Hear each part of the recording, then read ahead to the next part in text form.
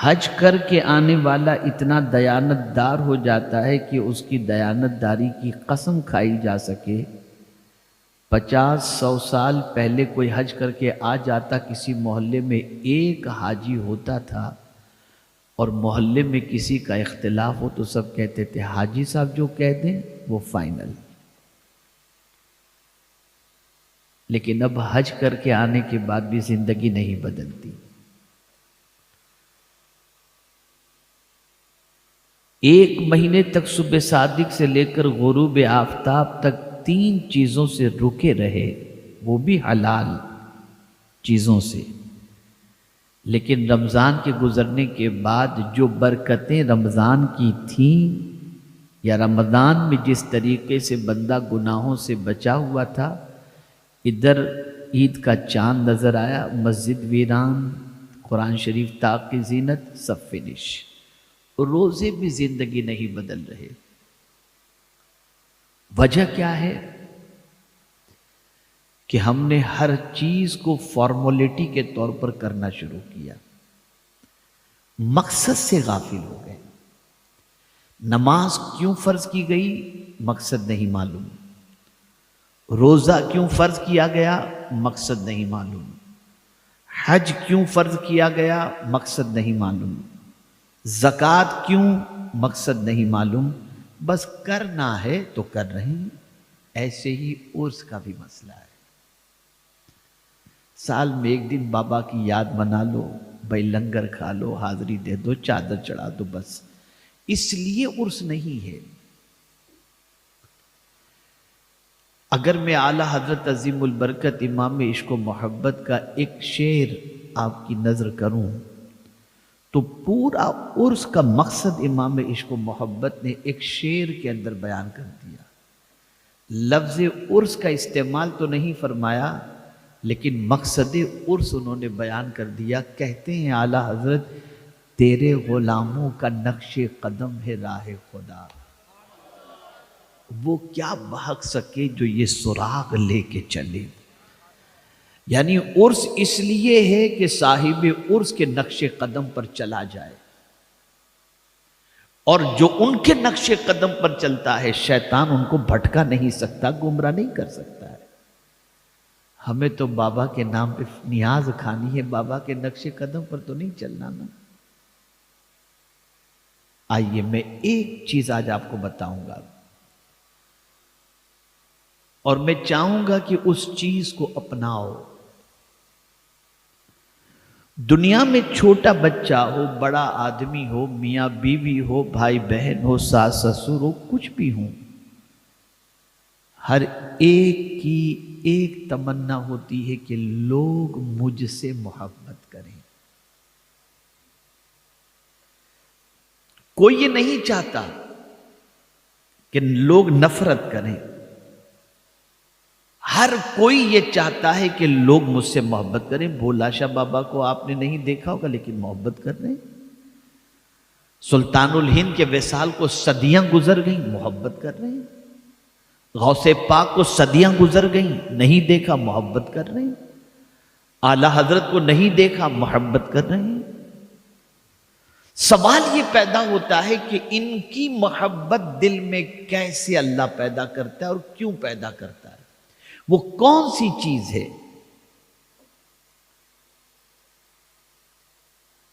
اور آج ہم ہزارہ چاہتے ہوئے لوگوں کے دلوں میں ہماری محبت کیوں پیدا نہیں ہوتی؟ بس سمجھنے کی ضرورت ہے قرآن کی روشنی میں۔ اللہ نے حضور صلی اللہ علیہ وسلم کو ہمارے لیے آئیڈیل بنایا اور فرمایا لَقَدْ كَانَ لَكُمْ فِي رَسُولِ اللَّهِ أُسْوَةٌ حَسَنَةٌ، اللہ کے رسول صلی اللہ علیہ وسلم میں تمہارے لیے بہترین نمونہ ہے۔ رسول گرامی وقار صلی اللہ تعالی علیہ وسلم کی حیات طیبہ کا مطالعہ کریں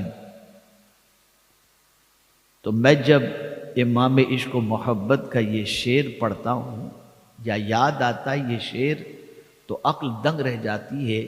اعلیٰ حضرت کہتے ہیں حسن یوسف پہ کٹی مصر میں انگشت زنا، سر کٹاتے ہیں دیکھ کر نہیں، سن کر نہیں، تیرے نام پر مردان عرب، نام مصطفیٰ صلی اللہ علیہ وسلم پر لوگ سر کٹانے کے لیے تیار ہو جاتے ہیں۔ یا اللہ حضور نے کیا دیا، سمجھیے گا۔ آدمی کسی سے محبت کرتا ہے مال کی بنیاد پر۔ سیٹ سے آدمی کیوں محبت کرتا ہے؟ سخی آدمی ہے، جائیں گے مال دے گا تو آپ بہت سخی آدمی ہیں، محبت کرتا ہے۔ عہدے کی بنیاد پر کوئی بڑا عہدہ کسی کو مل جائے تو آدمی اس سے محبت کرنے لگتا ہے۔ کوئی کامیابی کی بنیاد پر آدمی محبت کرتا ہے، کسی فن کی بنیاد پر آدمی محبت کرتا ہے۔ یہ ساری چیزیں محبت کی ہوتی ہیں۔ اور ایک خاص بات بتاؤں، جب یہ ساری چیزیں کسی کے پاس آتی ہیں تو چال چلن بدل جاتا ہے۔ شہرت کسی کے پاس آئی، چلنے کا انداز بدل گیا۔ دولت آئی، ملنے کا انداز بدل گیا۔ اقتدار آیا، ملنے کا انداز بدل گیا۔ ایجوکیشن آیا، ملنے کا انداز بدل گیا۔ لیکن قربان جائیے میرے آقا صلی اللہ علیہ وسلم کی عظمت پر، اس بلندی پر اللہ نے حضور کو پہنچایا جہاں نہ کوئی پہنچا ہے، نہ قیامت تک پہنچ سکتا ہے۔ لیکن یا رسول اللہ آپ کی عظمتوں پر قربان، نہ چال کبھی بدلی، نہ چلن کبھی بدلا۔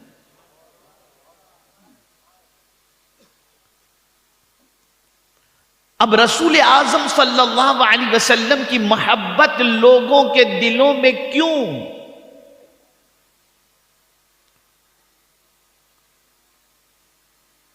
اس کو قرآن نے بتایا۔ اللہ عز و جل ارشاد فرماتا ہے فَبِمَا رَحْمَةٍ مِّنَ اللَّهِ لِنْتَ لَهُمْ، اللہ کی رحمت سے ان کے لیے آپ نرم دل ہیں۔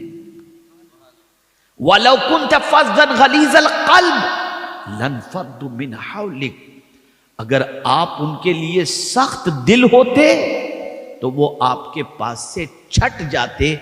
پتہ چلا حضور پر لوگ مر مٹنے کے لیے اس لیے تیار ہیں کہ حضور کی بارگاہ سے نفرت نہیں، محبت ہی ملا کرتی ہے، پیار ہی ملا کرتا ہے، شفقت ہی ملا کرتی ہے، نرمی ہی نرمی نظر آتی ہے۔ اے رسول گرامی وقار صلی اللہ تعالی علیہ وسلم کے پیارے دیوانوں، اللہ اگر کسی کو نرمی کی دولت عطا فرما دے تو یہ وہ نہ سمجھے کہ نرمی کی بنیاد پر وہ بزدل ہو گیا، نرمی کی وجہ سے اس کا وقار گھٹ گیا، نرمی کی وجہ سے لوگ اسے پوچا سمجھیں گے، نرمی کی وجہ سے اسے لوگ کمزور سمجھیں گے، نرمی کی وجہ سے لوگ اسے بے وقوف سمجھیں گے۔ نہیں، آقا کریم صلی اللہ علیہ وسلم کی ایک حدیث اعلیٰ حضرت عظیم البرکت امام عشق و محبت نے الامن والعلا کے اندر نقل فرمائی۔ آقا کریم صلی اللہ علیہ وسلم فرماتے ہیں اللہ اگر کسی کو نرم دل عطا فرما دے تو سمجھ لو اس کو میری رحمت سے کچھ حصہ مل گیا ہے۔ یہ ہے نرمی۔ ہم کہتے ہیں گرمی کے بغیر کام نہیں چلے گا، اور قرآن کہتا ہے نرمی کے بغیر محبت نہیں ملے گی۔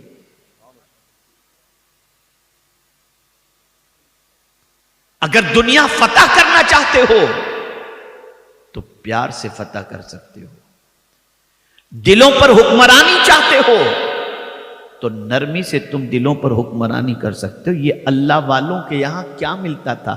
جھڑک نہیں، شفقت ملا کرتے، پیار ملا کرتا تھا۔ روتا ہوا کوئی آتا ان کی بارگاہ سے مسکراتے ہوئے جاتا تھا۔ اللہ اکبر۔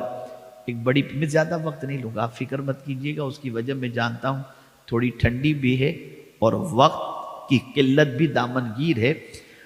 میں چاہوں گا بس ایک بات ذہن کے اندر بٹھا دوں آپ کے، تاکہ اس کی عظمت ایسی بیٹھ جائے کہ کل سے انشاءاللہ چال چلن تھوڑا سا بدل جائے، تاکہ آنے کا مقصد حل ہو جائے۔ ہمارا جسم ایک ہے، جسم اور ایک ہے روح۔